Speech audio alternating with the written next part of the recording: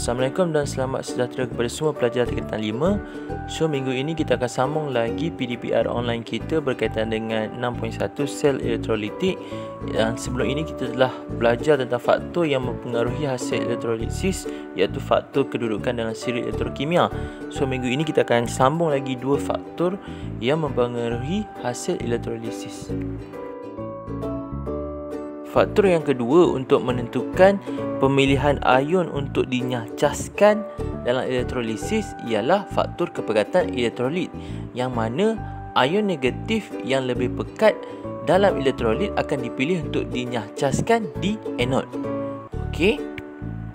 Manakala ion positif masih lagi ikut kedudukan ion dalam siri elektrokimia untuk dipilih untuk dinyacaskan di katod. Mari kita tengok contoh elektrolisis larutan natrium klorida pekat, yang mana kita dapat lihat ion-ion yang hadir di dalam elektrolit kemudian tertarik kepada katod dan anod.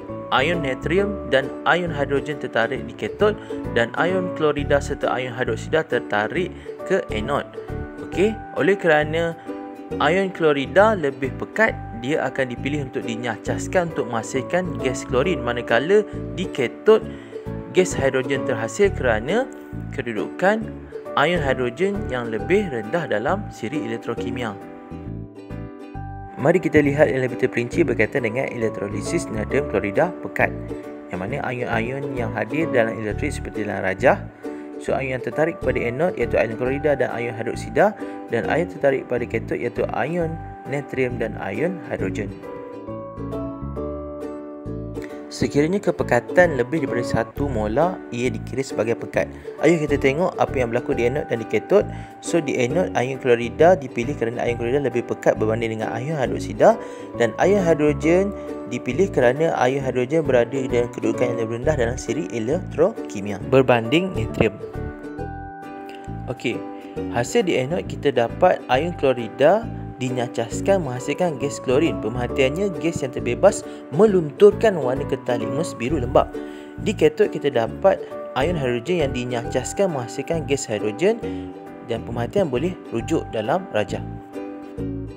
Seterusnya mari kita lihat contoh elektrolisis larutan hidrogen klorida pekat ataupun asid hidroklorik pekat, yang mana ion hidrogen tertarik ke katod dan ion klorida serta ion hidroksida tertarik ke anod.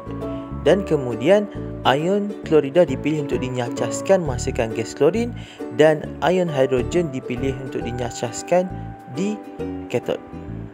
Seterusnya kita tengok penerangan berkaitan dengan elektrolisis larutan hidrogen klorida, yang mana ion-ion yang hadir dalam elektrolit dan tertarik ke anod dan ke katod.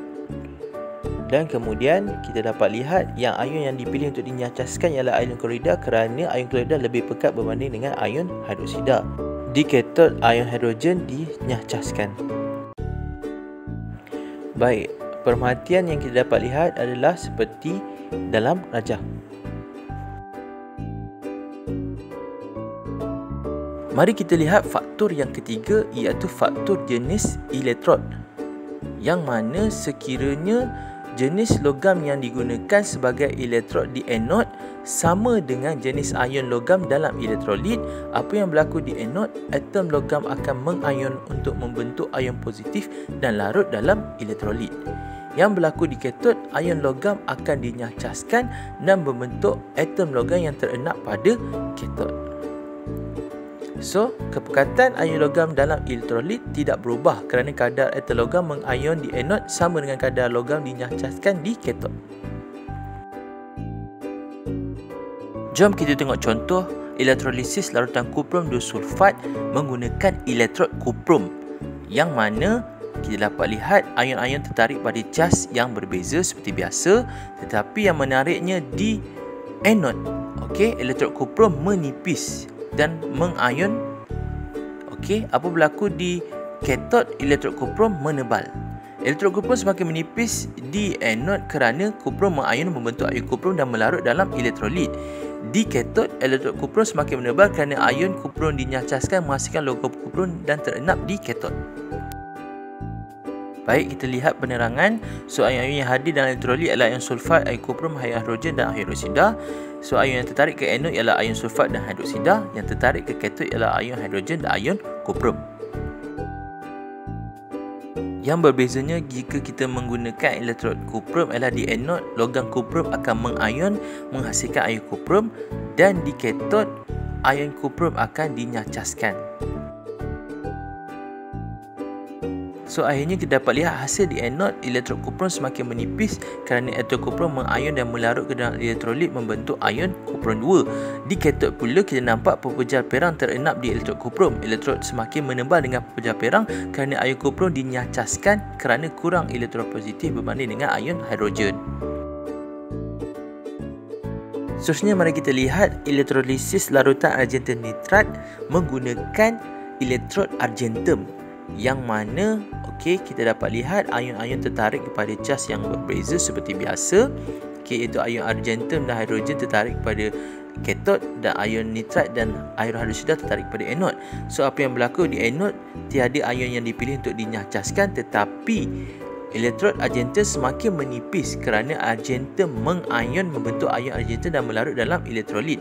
Manakala di katod, elektrod argentum semakin menebal kerana ion argentum dinyacaskan menghasilkan logam argentum yang terenap di katod. So, mari kita lihat jadual penerangan.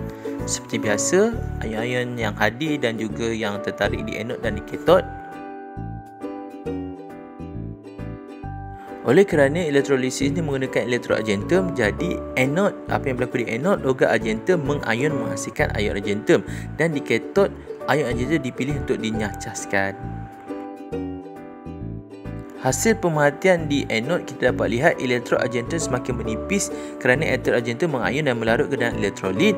Manakala di katod, pemerhatiannya adalah pepejal kelabu berkilat terenap di elektrod argentum. Pepejal kelabu berkilat itu adalah argentum yang telah dinyacaskan.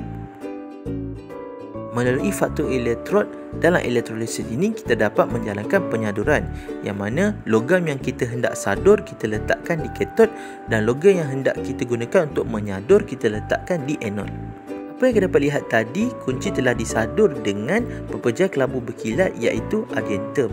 Ini kerana apa yang berlaku di anod ialah kepingan argentum itu menipis kerana argentum mengion membentuk ion argentum yang melarut dalam elektrolit. Di katod pula kunci disadur kerana ion argentum dinyacaskan untuk menghasilkan argentum yang menyadu kunci besi tersebut. Penyaduran mestilah menggunakan elektrolit yang sama dengan logam yang digunakan di anod.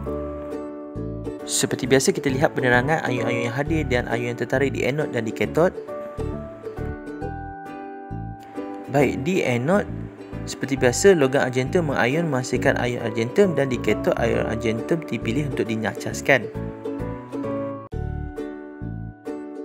Akhir sekali, kita lihat pemerhatian hasil di anod, iaitu elektrod argentum semakin menipis, dan di katod pepejal kelabu berkilat terenap di kunci besi disadur dengan pepejal kelabu berkilat iaitu argentum.